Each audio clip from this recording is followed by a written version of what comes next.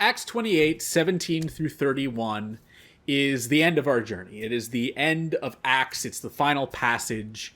And it is also the end of what is known as the Luke Acts narrative. Little bit of background that we did go over a little bit earlier this year, but just to kind of refresh your memory, Acts is the second book in what was a planned trilogy. Luke was the Gospel of Luke was the first book. Acts takes place right after the Gospel of Luke, and there was intended to be a third book that scholars have believe that might have been supposed to kind of cover Paul's ministry in Spain, but it was never written. Or if it was written, it was never finished, and we do not have it. So our story ends here, but not intentionally. This was not meant to be sort of the ending, but I think this ending is important and significant and works as an ending to this whole narrative and to Paul's own story in many ways. Or at least what we have in the Luke and Acts for Paul's story. We see here again Paul going to that traditional tactic that all the Christians were sort of using, where they would go and they would try to minister to the Jews first because they understood the scriptures and everything they were pulling from, and then after they had ministered there and were either received or rejected, they then moved on to the Gentiles. And in many ways, this passage is kind of the symbolic moment where the focus of the church shifts from being specifically on the Jews to being on the Gentiles. We have this one last moment where the Jews in Rome are given the chance to listen to what Paul has to say and accept Jesus as the Messiah, and they refuse. And now it is the Gentiles who are going to go and be ministered to and received. And of course, many of you, myself included, would be counted amongst the Gentiles. So this is a good thing.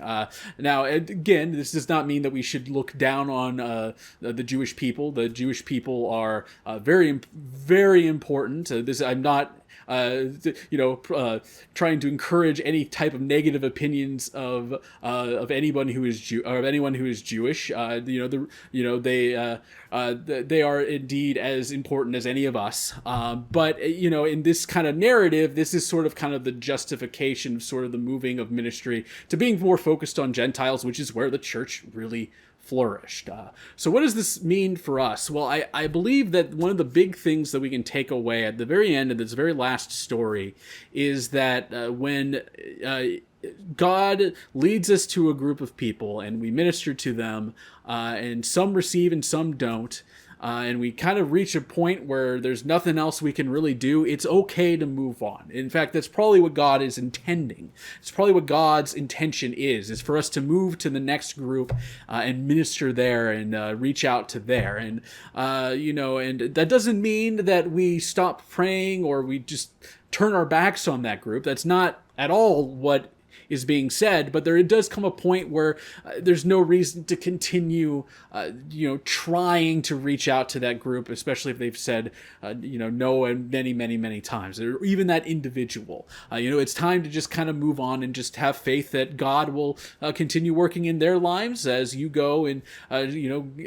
you preach his word and reach out to other people around you. And I think that is an important lesson here. Overall, though, the big thing, which I hope that you've all taken away as we've kind of gone through this journey with Acts, is how God has really been actively working within the church from its very beginning, and how he has been, helping and guiding various people. And I'm glad, it is a little disappointing, I think, personally, if I'm going to be honest, that Acts moves away from the disciples of of talking about Peter and everything that's going on. The last part of Acts is all about Paul.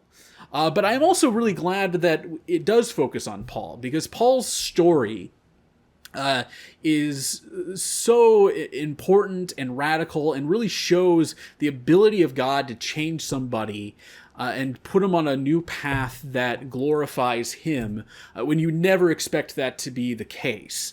and it's inspiring. And we see here in the very last moment of this book, Paul is continuing on that ministry, and he's not stopping. He keeps on going ahead, and that to me is something that we can take away as inspiring. That that we can see God working in these people back then, and we can know that God has not stopped working in people now, including ourselves. God is with the church, and He will help us to do His work.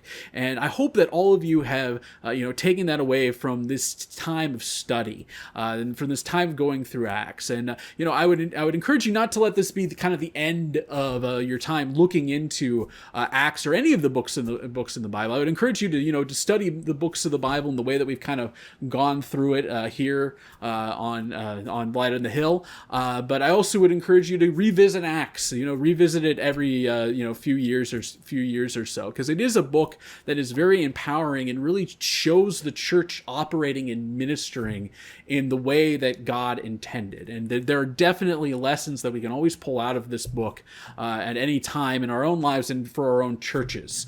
And in doing that, we can better serve God's will and serve His kingdom. Amen.